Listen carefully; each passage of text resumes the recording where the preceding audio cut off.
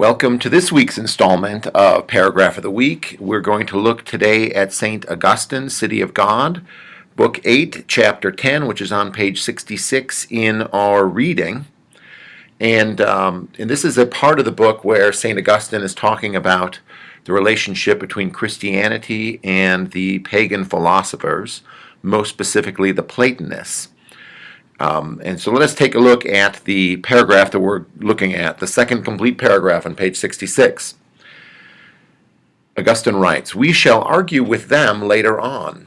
Still we prefer them to the rest of the philosophers, for they agree with us concerning the one God, the author of the universe, who is not only immaterial and above all material things, but also incorruptible and above all souls, our beginning, our light, and our good."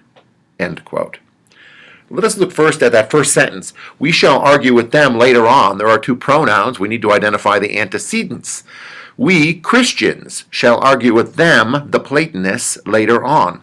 This suggests that there's some big difference between Christianity and even these allies, the Platonists.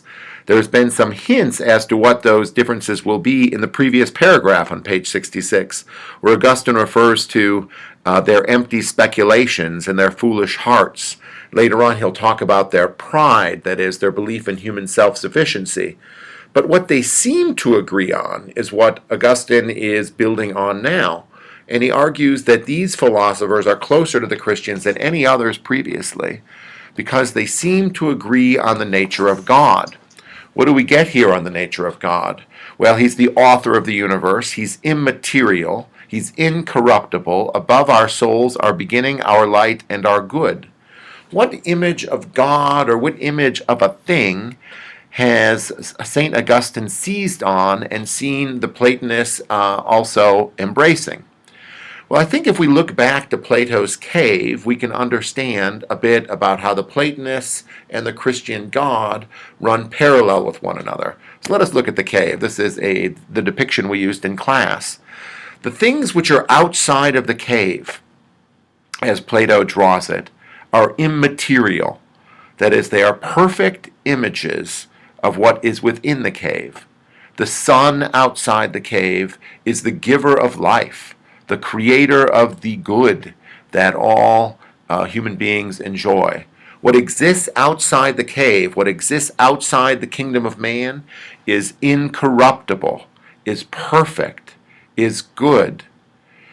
And it is not too far of a leap, even from this image, to say that the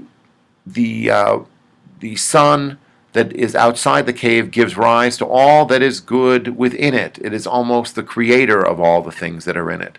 So the Platonists glimpsed a certain picture of God, a certain picture of perfection that is much akin to the Christian image of God and the Christian image of perfection.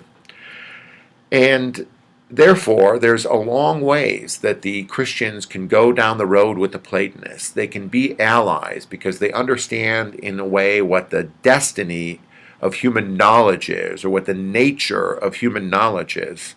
Now, they may disagree about the extent to which human beings themselves can achieve it. They may disagree about whether or not this is a comprehensive understanding of what God is. Certainly Christianity knows that God is also love, something that the Platonists could not understand. But for having gone so far down the road with Christianity, the Platonists must appear as allies of Christianity.